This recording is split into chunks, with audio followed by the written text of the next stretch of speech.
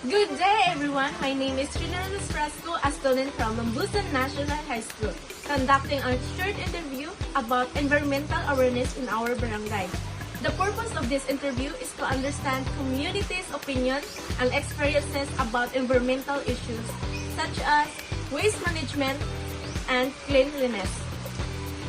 Good day, Mrs. Lissel. I am Trinidad Frasco, a student from Mambusan National High School, conducting a short interview about environment. May I ask a few questions? Yes. Okay. As a resident from Taku, what environmental problems do you usually notice in our barangay? Kasi mga kasagaran nga environmental problem nga imong makita sa atong kasagaran imong makita sa atong barangay. Di pamutol ang mga kahoy kay di panguling. Then unsaon man nimo pagsulbad nga kanang unsaon nimo pagsubad nga katong problema ha? Mananong ang mga siblings para mahulipan to ang katong mga gipamutol. Okay.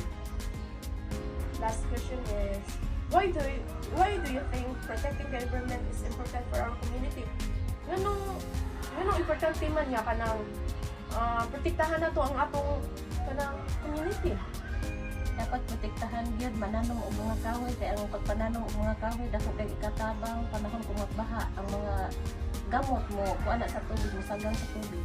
Pero wala ka mo nakasuway nga kanang diri sa atong barangay nga kanang nagbaha, Wala pa kasiway. mayroon. And that's all. Thank you. Good day.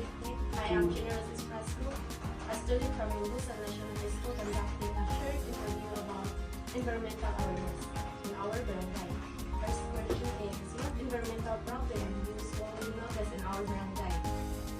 Kasagaran gyud ako magkit-an kanting basura pataka lang ilabot. Isag-asa lang ako makit-an mga diaper, plastic. Nagkatag Pero sa atong kanang barangay ate kanang napugay makita niya mga resident nga gi-practice nila ang kanang segregate. Yes, sa amo ana example kada hurbis ako ginang ipabagat ang kuan kanang among basura adto sa dapis kalsada iatang gina sa tigkuha kay adlaw mga hurbis ang tigkuha sa plastic. Sa katong mga tao nga dili ka po mo kanang di ka mo segregate sa ilang mga basura kasi may angay nila buhaton sila nga masubad ko nga problema.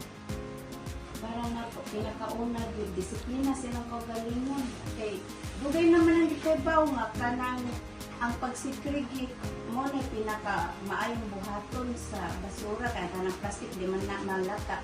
So, isud na siya usako. Dahil ipatod na ito sa kana ang area na maagian sa sakyanan, tighakot sa basura. Kay ang mga tao ay disiplina dito patakalang-labay kaya sa nang ilang mga basura na nagtatag karon lawi ay kita na na katagong sa iro kanang kamagon na resulta hugaw kaya itong palibot na intog na iuwan dali kayo mo baha mo na hinungdan nga magbaha kay ang flow sa tubig di naman makabulat so muna problema dito sa to ang barangay yun, walay self-discipline. Mo na pinaka-kuan akong problema sa ito. Wala na din kaayo. Good day, I am General Frasco from Mambusan National High School, conducting a short interview about environmental awareness in our barangay. Our first question is, asay mo ang kasagaran nga makita nga problema, environmental nga problema nga diri sa atong barangay? Basura o kalsada. Unsa may angay na itong buhaton nga para masulbad na itong problema? Ang segregation sa basura. Una po, nag-una din sa atong panimalay. Sabi nang i-maintain sa atong panimalay para dili na kayo mula po ang problema. Kanang sa daan po, o kita mismo makakita sa mga plastic, ato po nang i-utang sa basurahan na tao. Anong importante man nga kanang ato nang i-segregate ang mga basura?